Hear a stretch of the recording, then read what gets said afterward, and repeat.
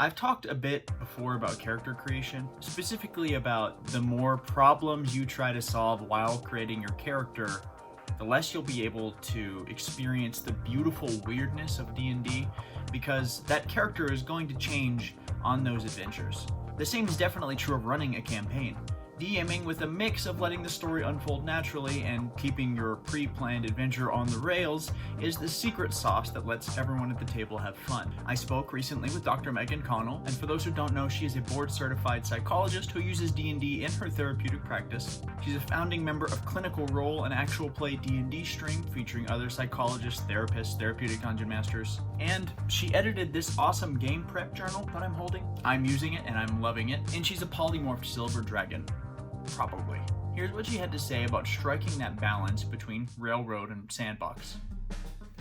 And I'm going to give the most unsatisfying answer ever, which is it depends. It depends on the maturity of the group. It depends on where the story is going.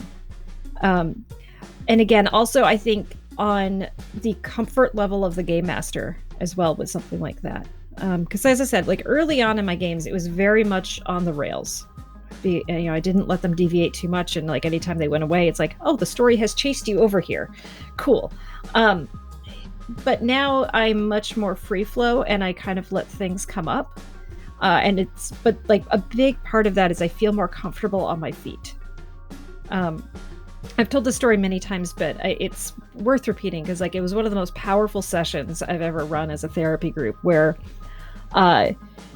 the overall story was the cult of Vecna was trying to bring Vecna back to the prime material plane, and the heroes were trying to stop that from happening.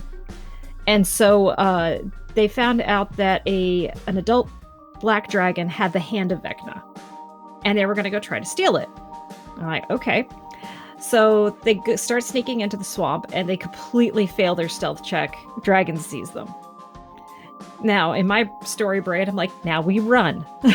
This is bad. Players decided to try and bargain.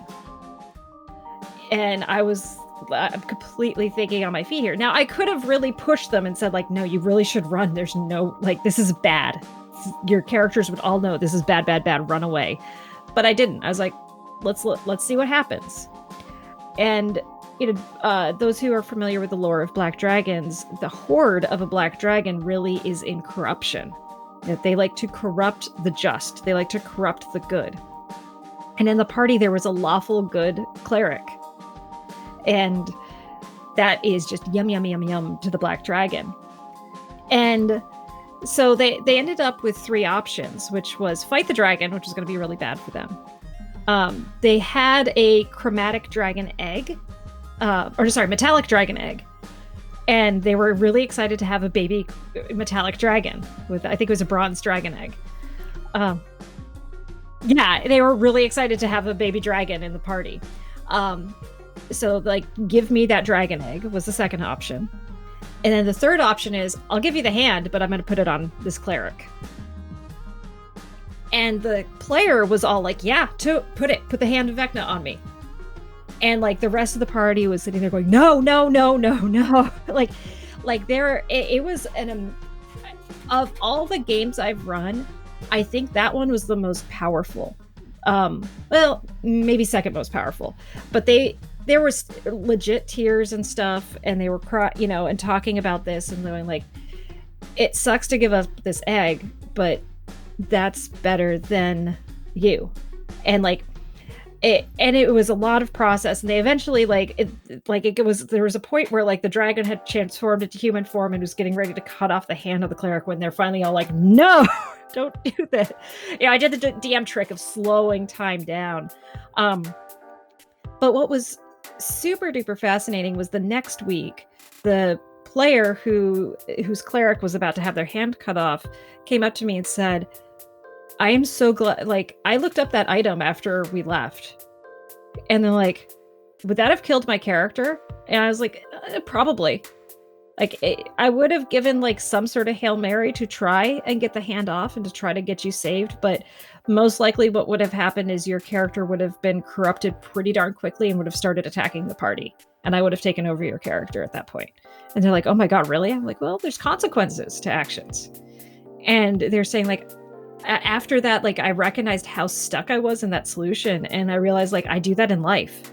I get really stuck in things, and like something, they're like, I'm not going to put a cursed item in my hand in real life, but like I could do something like that. And so it was this wonderful thing of like, because I let go of control, and I let them direct the story, we probably had one of the biggest growth and, insight driven sessions that we've ever had.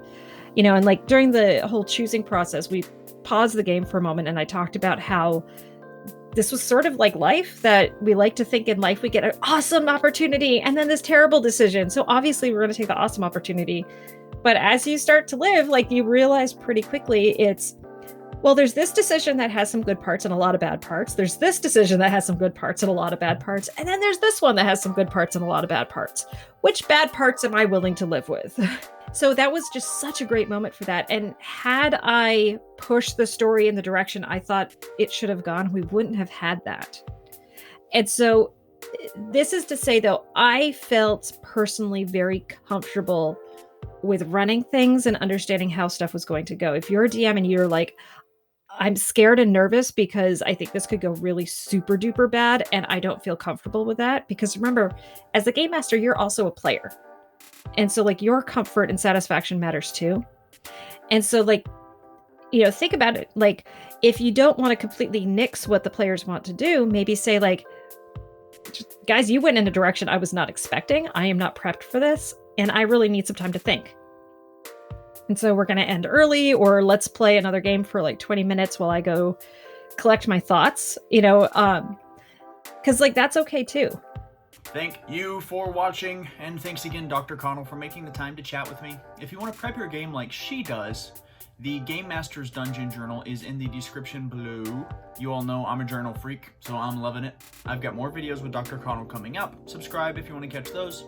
If you want to listen to the entire unedited conversation right now, uncut, raw, then there's a post at my Patreon. That's at patreon.com/ADHDM. The lowest tier is just $2 a month. Helps me do more interviews, research, edit more videos, and all the awesome stuff that fuels this channel. If you've got anybody else you want me to interview coming up, drop them in the comments below and I'll reach out. Thanks again for watching, and until next time.